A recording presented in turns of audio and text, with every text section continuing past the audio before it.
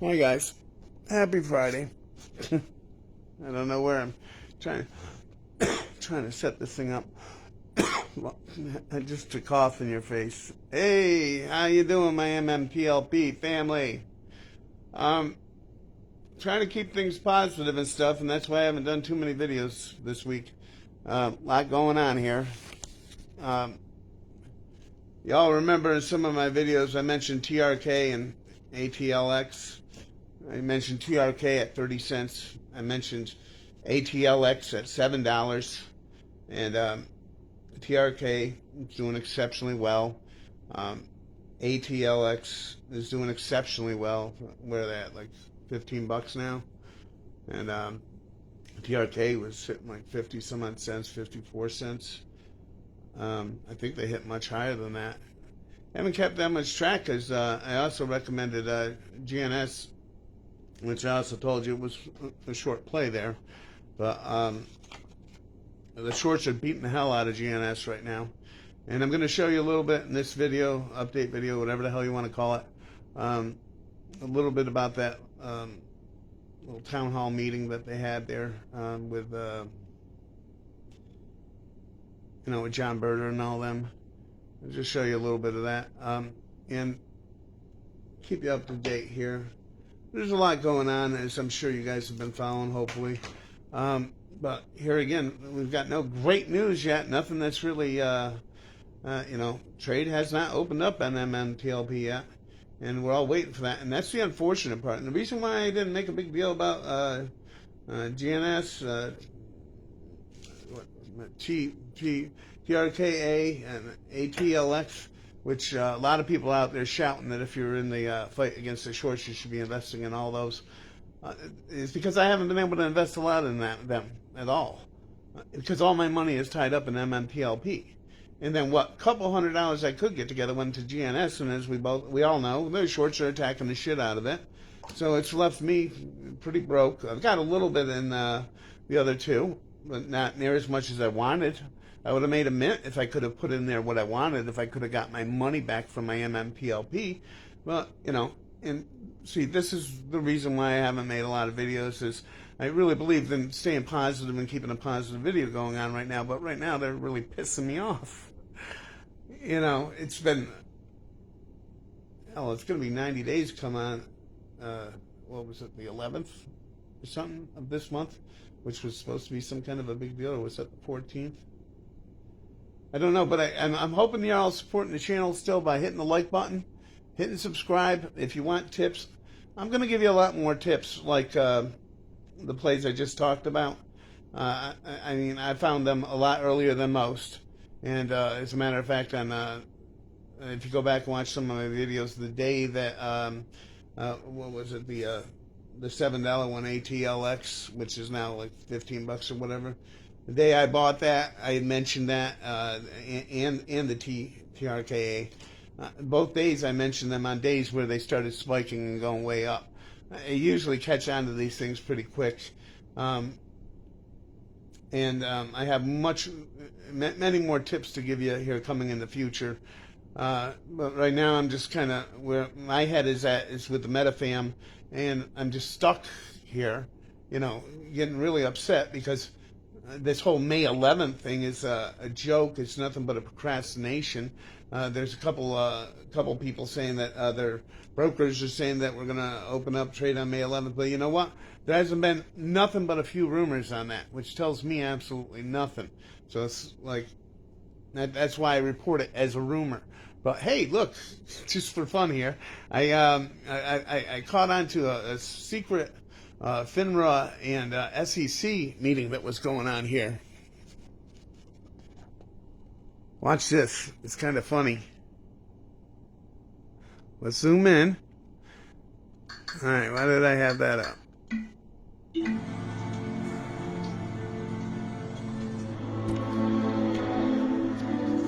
The Donnies, they're simple. Yeah, I don't know why during this meeting they're using a nickname of the Donnies for us retail investors. That's MetaFam. So when they say the Donnies, you got to think, they're talking about the MetaFam here.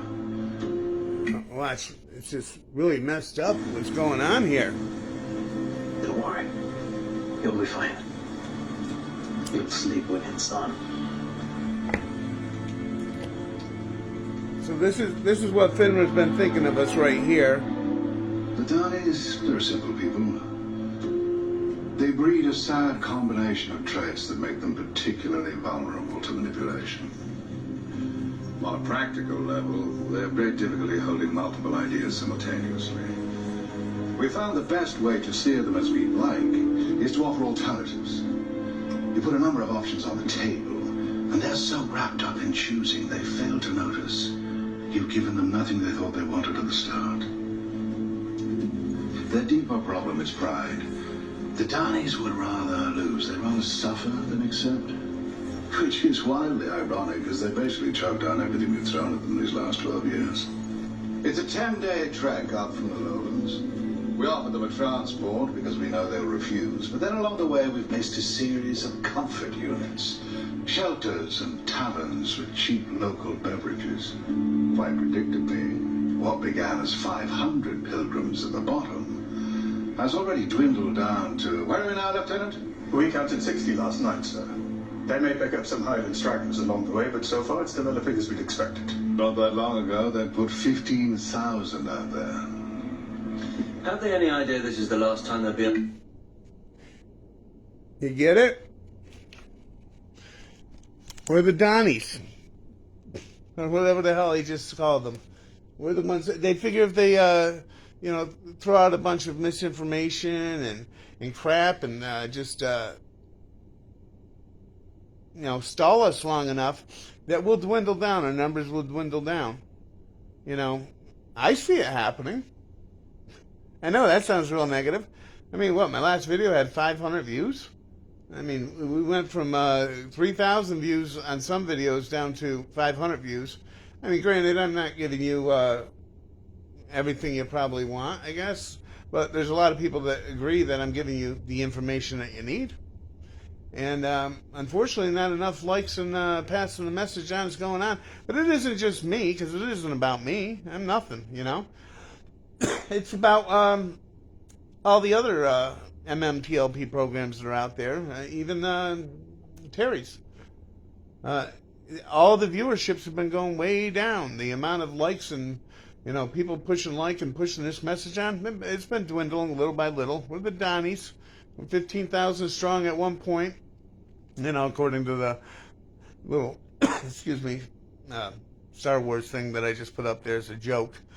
But we've dwindled down to 50 or so is what happened with that.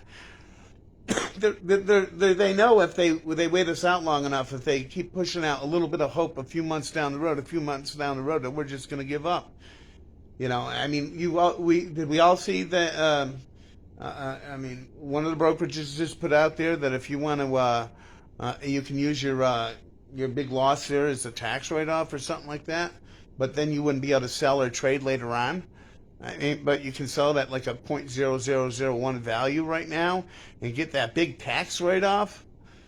I mean, the amount of games that they're playing and options that they're throwing out there for us are ridiculous. They're going to give us a bunch of worthless options, and we'll get so tied up thinking about these options or possibilities of things to come that we won't even worry about the big thing. The big thing is that FINRA needs to lift the halt. The SEC needs to make a decision here. Things need to happen where our money can flow now. All right. In the meantime, the Richie Riches of the world are able to trade and able to buy and able to do whatever the hell they want because they don't have to pay up right now. And we're just basically getting screwed. Now, let's see here.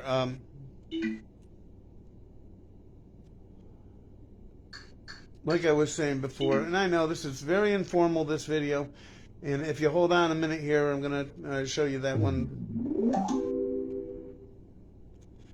meeting that was going on. As you guys know, I don't edit. The CEO Roundtable, Wall Street Fraud. I want to push this right over. I'm going to push this right over to where John Bird is talking. Very important information if you haven't heard it yet. Thank you for continuing to watch me if you're watching right now. I want to say for Cosmos has been proactive in adopting a rigorous shareholder protection plan. Before I explain the actions we have taken, I would like to note that yesterday we have 1 year and All right, that's not where we want to be at.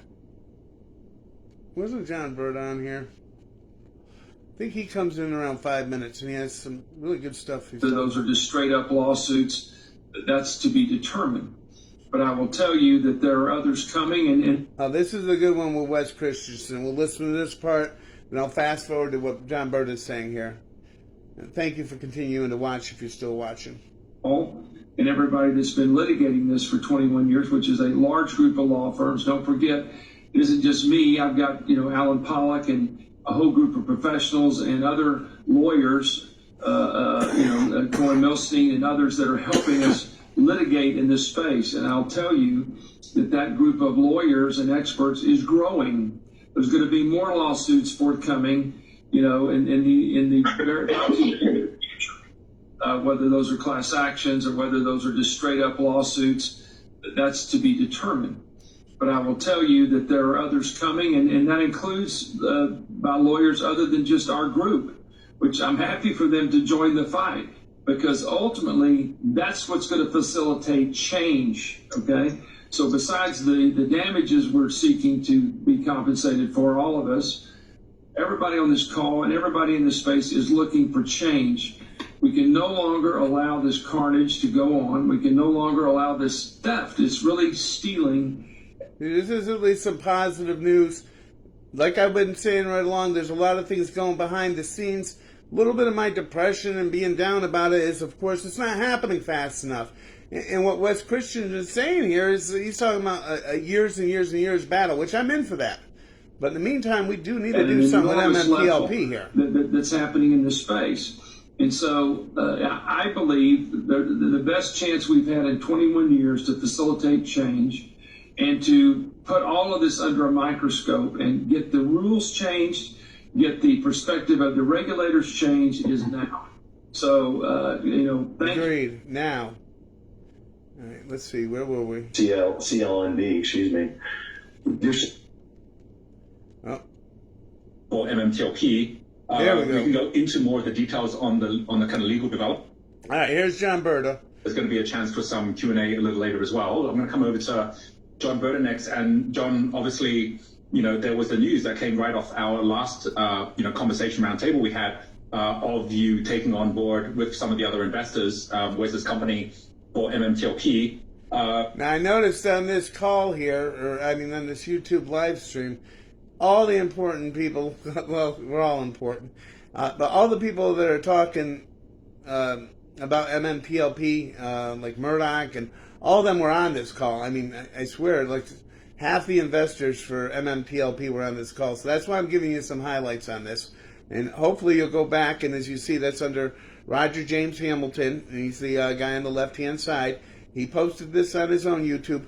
If you want, go back, watch the whole hour-long live stream. But here's some more of what John Berta had to say. We can go into more of the details on the kind of legal developments, but I'd love you to kind of share what you've seen within the community and your own situation with Mmtlp over the last 30 days. Sure. Well, interestingly enough, this March 9th is coming up rather quickly next week. It'll be 90 days since the U3 halt by FINRA. And so that's... Yeah, nothing nefarious going on here, but it's taken 3 months for something that's electronic that takes seconds. It's just like the banking system. You can go ahead and debit something out of your debit card in a matter of seconds. All right, I'm sorry. I'm going to let you listen to everything John Berta has to say uninterrupted right now. Everyone on Twitter is acutely aware of. Here. I'd love you to kind of share what you've seen within the community and your own situation with Mmtlp over the last 30 days. Sure. Well, interestingly enough, this March 9th is coming up rather quickly next week. It'll be 90 days since the U3 halt by FINRA. And so that's, everyone on Twitter is acutely aware of that. Certainly we'd like some transparency from FINRA and the SEC as to what's being done about this and what do they plan to do about it. They haven't had any transparency whatsoever at this point. And that's very frustrating for investors, some 65,000 plus investors that we had in Mmtlp. What's unique about our situation is one of our 4 members of the Flamethrower LLC mentioned in one of the letters that we sent to Congress is that ours is very unique in that MMTLP is no longer trading. So everything that happened is frozen in time. We have a unique ability to go back and, if we get cooperation, actually get all the information that we need to determine what happened, who was responsible, who the bad actors are, and go after them accordingly. So we're frozen in time, kind of like Pompeii. And so it's been a very unique situation, unlike your situation or Cosmos or CLNV, excuse me. You're still trading and you're still going about your business on a daily basis. So MMTLP stopped trading, it became Next Ridge Hydrocarbons. They fulfilled their obligation and gave out the shares, but we still don't know how many shareholders there are. We believe there's a lot more than 165 million shares that were in circulation. 1 billion. And those answers are still out there. Wes and his team have done a great job on the due diligence thus far. There's still a lot more to go. And the interesting thing is there are a number of paths that we can go down. We want to do the best for not only our shareholders, but since the guys at Flamethrower are putting up the money to go after this, we want to have a great resolution for everybody. And so, unfortunately, these things take time. Again, if FINRA or the SEC came out and gave us, what we're supposed to be doing, it would go a lot quicker. But right now, it's just kind of trudging along, so to speak. And hopefully, we'll get some breaks in that dam here rather quickly, and we can push this forward a lot quicker than we have been. Yeah, and as you said, even though, as you say, we've got trading companies, there's a company behind all of this as well, where the board at this point don't know who the shareholders are, so you can't actually be making any shareholder decisions until FINRA actually, basically clears this block and things move forward again as well. Yeah, that's a big thing. If you kind of redo the research, for example, Dole Foods back in 2010, they thought they had a shareholder base of X, and it turns out their shareholder base was Y. And so all of their corporate governance was off. And, the corporate governance in NextBridge, we feel. Okay. Again, I'm not going to show the whole video because you should go and watch the whole video. But that's Flamethrower, if you don't know, is the attorneys. It's an attorney firm that's fighting for us on the MMTLP front here. FINRA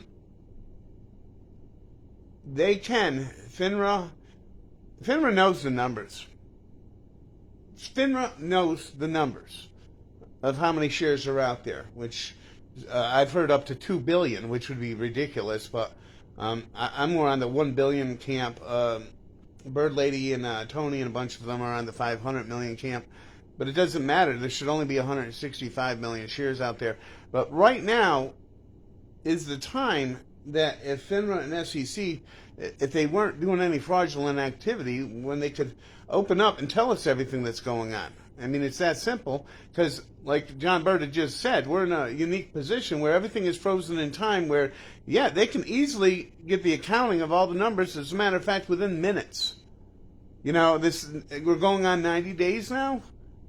It is so obvious at this point that there's people in FINRA and the SEC that are bad actors, as they call them. No, they're criminals. They're criminals, and they're going to jail, and they know it. And I know a lot of people are going to make comments like, oh, they're never going to go to jail. Oh, there's people going to jail, but I don't care about that. I care about them opening trade back up, and most of my MMTLP family care about that too, because we're suffering. There's millions of dollars worth of lost opportunity that we're losing on other plays that we can't do because our money is frozen up here. And I just mentioned some of them at the beginning of the video. And I know I do stay a little happy and cheery in most of my videos, but it's getting harder and harder to do that when the fraudulent activity that's going on is so obvious at this point. And they do need to do something about it, and they need to do something about it soon. And you need to do your part. I'll make my videos, and I'll keep trudging along, regardless of what mood I'm in. And I'll pass the word on, but you need to pass the word on by hitting like, subscribe, not just on my video, but on every MMTLP video that you can find. If you guys got anything else that you want me to cover, please let me know, and I'll go ahead and I'll cover that. But in the meantime, I appreciate every one of you. I love my Meta family. I'm in the same boat as all the rest of you, and we need trading to open up, right? All right, thank you guys.